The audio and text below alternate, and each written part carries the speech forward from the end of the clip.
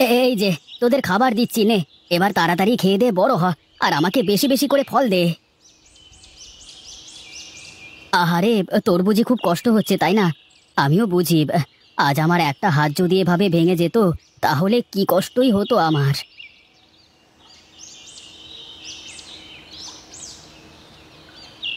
এই তো সব গাছে সার দেওয়া শেষ, এবার যাই, বাড়ির দিকে যাই।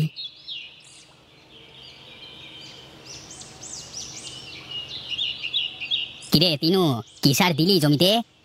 দাদা, গাছে জোর পাচ্ছিল না, তাই ভাবলাম একটু জৈব সারই দিয়ে দিই। শুধু জৈব সারে কি আর ফলন হবে রে পাগল?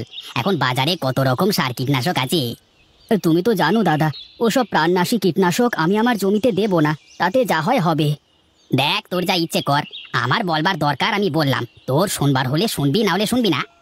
তা বটে, কিন্তু তুমি কোথায় চললে এই রোদের মধ্যে? কোথায় আর যাব, দেখি জমিতে কলা গাছগুলোর কি অবস্থা। বেশ, চলো আমিও যাই, দেখে আসি তোমার কলা গাছের চেহারা কেমন হলো।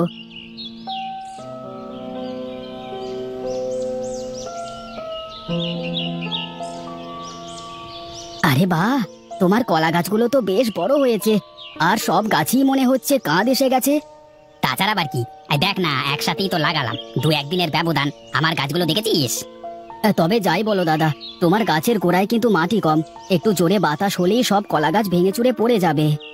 আরে না না, তার আগেই কিছু একটা করে ফেলবো। বেশ, তুমি তাহলে কাজ করো, আমি আগালাম বাড়ির দিকে, সেই সকালে এসেছি, খিদে পেটের মধ্যে কামড় দিচ্ছে।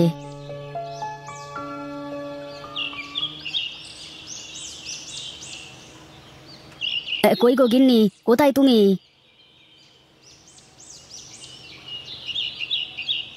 কি গো, কখন আসলে তুমি? এই তো আসলাম মাত্র, এসেই তোমাকে ডাকছি, কিন্তু কোনো সাড়া শব্দ তো পাই না। কি করে পাবে শুনি, আমি তো বাড়ির ভিতরেই নেই। সে তো দেখতেই পাচ্ছি যে পানি আনতে গিয়েছিলে, দাও দেখি, 1 গ্লাস ঠান্ডা জল দাও দেখি। খালি পেটে পানি খেতে হবে না, এক কাজ করো, হাত মুখ ধুয়ে এসো, খাবার খাবে। তোমার সাথে আসলে কথা বলে পারা যাবে না গো, তুমি যা বলবে তা তো করতেই হবে।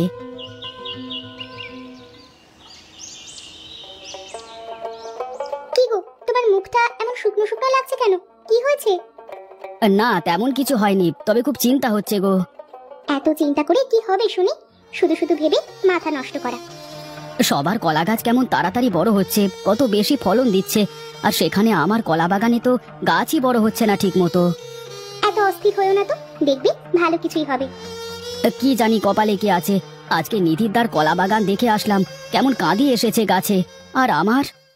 অপেক্ষার ফল মিষ্টি হয়, শোনোনি তুমি? একটু ধৈর্য ধরে দেখবে ভালো কিছুই হবে।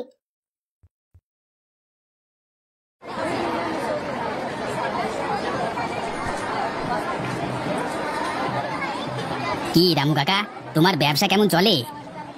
আর ব্যবসা, ব্যবসার যা পরিস্থিতি রে, তাতে করে ব্যবসা বন্ধ করে ঘরে বসে থাকতে হবে। হ্যাঁ, সবাই ওই এক কথাই বলে, আঙুর ফল সত্যি টক হয় গো। এই যা তো, তুই খালি রসিকতা করিস, তারপর বল, তোর কলা ক্ষেতের কি অবস্থা? হ্যাঁ, গাছ তো খুবই ভালোই হয়েছে কাকা, কিন্তু কি জানি শেষমেশ কি হয়। সামনে ঝড় বৃষ্টির সময় আসছে, গাছের গোড়ায় মাটি দিয়ে পেলা দিস কিন্তু, তা না হলে আবার বিপদ হয়ে যাবে। কিন্তু তাতে তো অনেক ব্যয় হয়ে যাবে দাদা। ফল নিতে হলে তো খরচ করতেই হবে, আর তা না হলে যদি সব গাছ পড়ে যায় ঝড়ে বাতাসে। তা কথা মন্দ বলনি কাকা, কিন্তু এত গাছে পেলা দিতে গেলে তো অনেক খরচের বিষয়। এখন ভেবে চিনতে দেখ কি করবি, আর মাটির তো সেসব গুণাগুণ নেই এখন, আর সার কীটনাশক সব কিছুই শেষ করে দিচ্ছে। তা না হয় হলো, তা তুমি তোমার ফলের ফরমালিনের কথা তো বললে না। বলি, তোরা যে সব সার ফাস দিয়ে সব ফলাস, এই ফল তরতাজা রাখতে হলে তো আমাদের ফরমালিন মেশানোই লাগবে। না, তোমার সাথে পারা যাবে না। শোনো দাদা, এবছর আমার সব কলা কিন্তু তোমাকেই নিতে হবে বলে দিলাম। আচ্ছা আচ্ছা, সে সময় তো আসুক, তারপর দেখা যাবে। বেশ, তাহলে আমি গেলাম কাকা, দেখি বাজারটা ঘুরে আসি, কি অবস্থা বাজারের।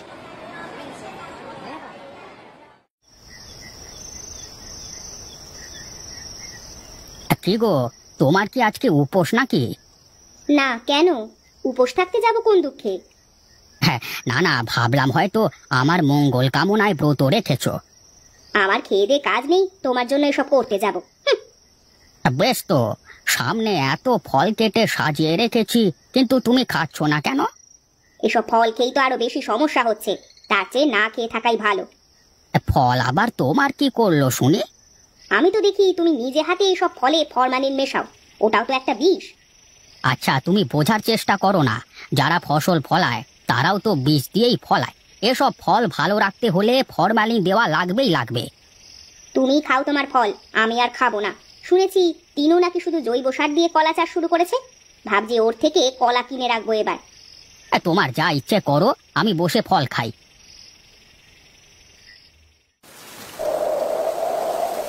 বুঝলে গিন্নি, বেশ জোরে জোরে বাতাস হচ্ছে, কে জানে জমিতে কলা গাছগুলোর কি অবস্থা। বেশি চিন্তা করো না, আমাদের গাছের কোনো ক্ষতি হবে না। তুমি কিভাবে জানলে যে আমাদের গাছের কোনো ক্ষতি হবে না? তুমি যা সবার মতো বিষ দিয়ে চাষ করো না, গাছের গোড়ায় মাটি আর কম উচ্চতার জন্য গাছের কিছুই হবে না। আমার তো চিন্তা হচ্ছে বেচারা নিধির দান নিয়ে, তার একটা গাছও খাড়া থাকবে না। বাজারের মানুষ কোথায় ঘুমাবে সে চিন্তা করে তোমাকে মাথা নষ্ট করতে কে বলেছে বলো তো আমাকে?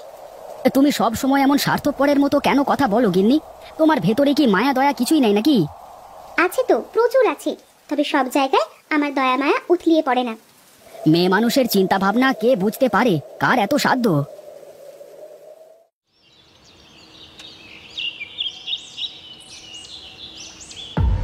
হায় হায় রে, এ আমার কি সর্বনাশ হলো! আমার যে সব শেষ হয়ে গেল। আগে জানলে তো সব গাছই পেলা দিয়ে দিতাম, এখন আমার কি হবে? দাদা, ভেঙে পড়ো না, তোমাকে তো বলেছিলাম গাছে পেলা দিতে, কিন্তু তুমি তো শুনলে না। আমি তো তোর কথা না শুনে বড় ভুল করেছি রে তিনু, তুই আমাকে মাফ করে দে ভাই। দাদা, এখন আর এসব বলে কি লাভ বলো? যা হওয়ার তো হয়েই গেছে। তাই বলে আমার সব গাছ পড়ে গেল? শুধু আমার না, এলাকার সবার কলা গাছ ভেঙে চুরে শেষ হয়ে গেছে, শুধু তোর গাছগুলোই দাঁড়িয়ে আছে। দাদা, আসলে মাটির গুণাগুণ ঠিক থাকলে সে মাটিতে তুমি যাই করবে না কেন, সেখানে সোনা ফলবেই ফলবে। আমার যে সবকিছু শেষ হয়ে গেল রে তিনু, এখন আমি কি করব? কি করে এত দেনা দেব? এক কাজ করো দাদা, তুমি আজ থেকে আমার সাথে আমার জমিতে কাজ করো, ভালো ফলন হলে তোমার ক্ষতি পুষিয়ে দিতে পারবো। সত্যি বলছিস রে তিনু? আমার যে বিশ্বাস হচ্ছে না। দাদা, বিপদের সময় যদি মানুষের পাশে না দাঁড়াতে পারি, তাহলে আর আমার এত কিছু করে কি লাভ? সত্যি রে ভাই, তোর মতো করে যদি সবাই ভাবতো। নেনে চল, তোর জমিতে গিয়ে দেখি।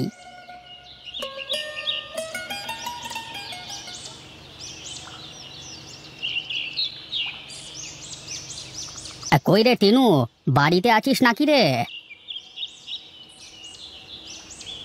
আরে রামু কাকা, তুমি তা কি মনে করে আমার বাড়িতে আসলে? এসো এসো।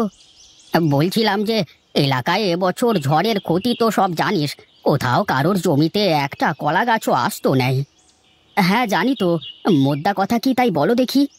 আমি বলছিলাম যে এবছর তোর সব কলা যদি আমাকে দিতিস তুই। আমাকে মাফ করবে কাকা, আমি তোমার কাছে আমার জমির কলা বিক্রি করতে পারবো না। কিন্তু কেন? আমি কি দোষ করলাম বাবা? কাকা বাবু, আপনি তো ফলের সাথে ফরমালিন মিশিয়ে বিক্রি করেন, তাই আপনার কাছে আমাদের জমির কলা বিক্রি করা যাবে না।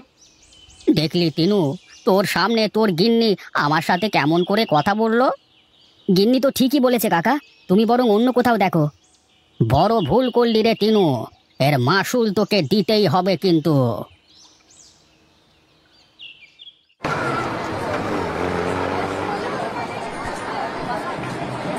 আসুন বাবু আসুন, একদম ফরমালিন মুক্ত কলা নিয়ে যান, আসুন আসুন। আমাকে আর বলতে হবে না নিধির বাবু, আমি সব জেনে শুনে এখানে এসেছি, আর আমাদের কোম্পানি মানুষের স্বাস্থ্যের কথা চিন্তা করে এসব ফরমালিন মুক্ত পণ্য কিনতে উৎসাহ দিতে থাকে। আপনি এসেছেন, আমি খুব খুশি হয়েছি। তিনুবাবু, আপনি আপনার জমির সব কলা আমাদের দিয়ে দেবেন। হ্যাঁ, এই নিন আপনার অ্যাডভান্স টাকা। শুনুন তিনুবাবু, এই কাগজে একটা স্বাক্ষর করুন। এখন থেকে প্রতি বছর আমাদের কোম্পানি আপনার নিকট থেকে সব ফরমালিন মুক্ত ফসল কিনবে। বেশ বেশ, এ তো খুবই ভালো কথা, তাড়াতাড়ি সই কর তিনু। এখন তাহলে আমি চলি তিনুবাবু, ভালো থাকবেন।